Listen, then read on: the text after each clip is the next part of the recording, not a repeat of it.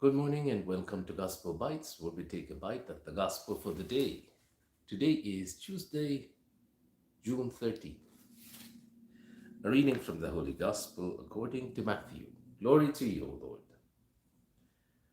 Jesus said to his disciples, "You are the salt of the earth.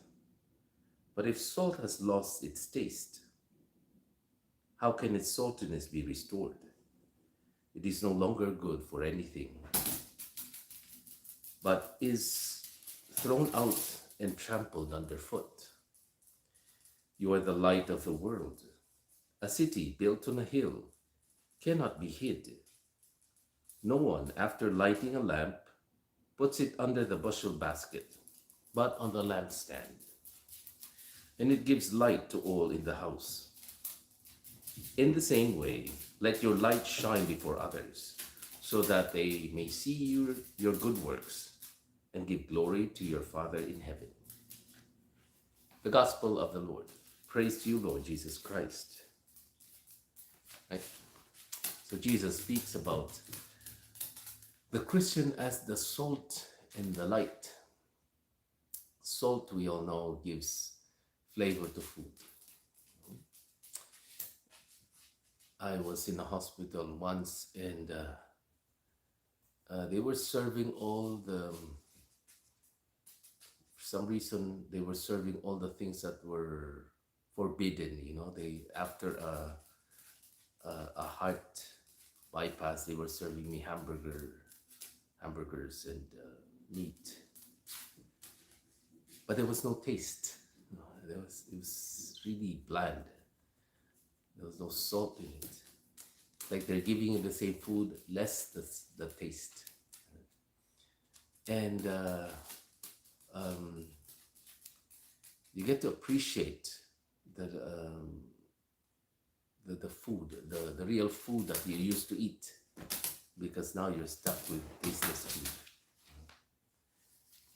And so I think what Jesus is saying is that Christianity brings meaning into the world. It's like, what's the purpose of eating something without any taste? You could be eating something that is healthy, but you can put some taste in it too. Eventually you will get tired of it and you will stop eating it. Yes, you have to eat something, some healthy stuff, but if it doesn't have taste, eventually you get used to the tastelessness of the food. In the same way, life could be meaningless. That for some people, life is just a long period of suffering. And we just go through the motion and just wait until we try to enjoy what it is there in life, and after that we die. No taste, really, no meaning to life. That's why for some mothers or fathers, they say, well, why should I bring a child into the world when all there is to the world is suffering? There is no hope for me or this child to have a happy life. So why should I? And we see this more and more when people decide to terminate a pregnancy. So the Christian is saying, there is more to life than what you see. There is a post one time, a picture of young men and women who were drunk at a bar. And at the bottom, there is a picture of a man and a woman holding the hands of their children. And on the top, it says there, this is not life. Life is not just about getting drunk, being happy for one night and forgetting about it. It's about having a family, having relationships. And today, the pro-life movement, which is not supposed to be just a Catholic movement, but it's most identified with the Catholic Church. Although it's not just a matter, it's not a matter of religion, but it's a matter of life. Everybody should be involved in that to see the meaning of life, that everybody has a right to life. Jesus also calls us to be the light of the world. The world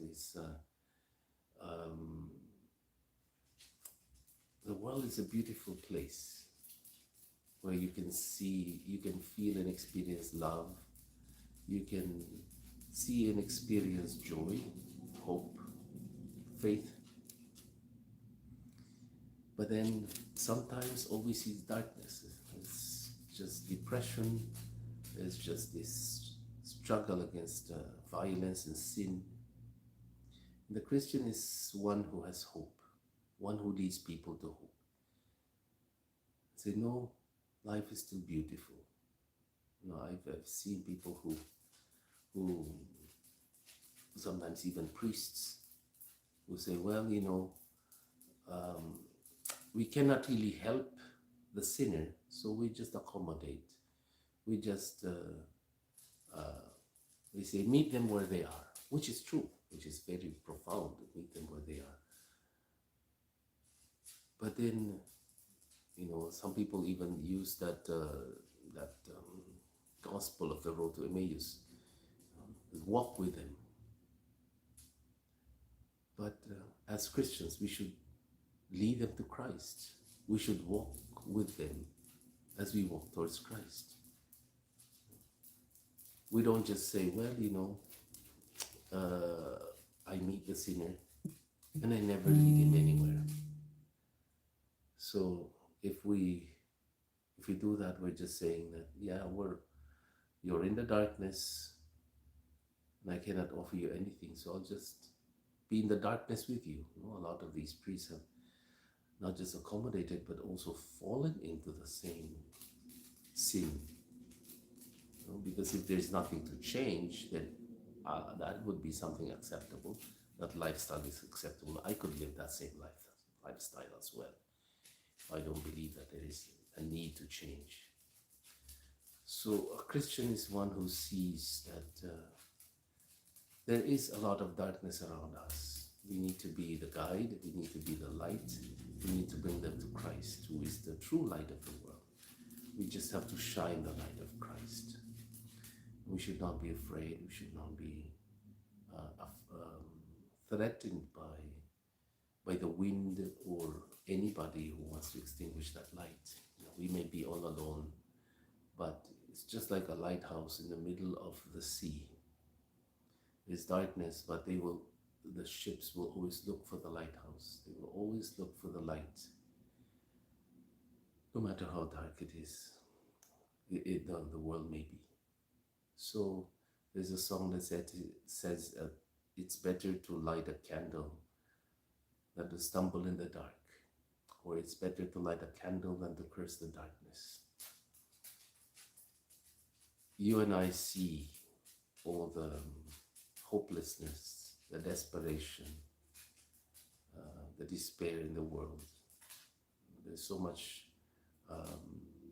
sin, so much violence, so much hopelessness, and partly because of, you know, we were not innocent in that too, that we contributed to the sad state of the world. But I think it's time that we shine. It's time that we lead people to Christ, because that's what we are. We are called to be the light of the world. I'm Father Jerry Sembrano, and this is Faith for another edition of Gospel Bytes. God bless you. We'll see you soon. Let's get ready for Mass.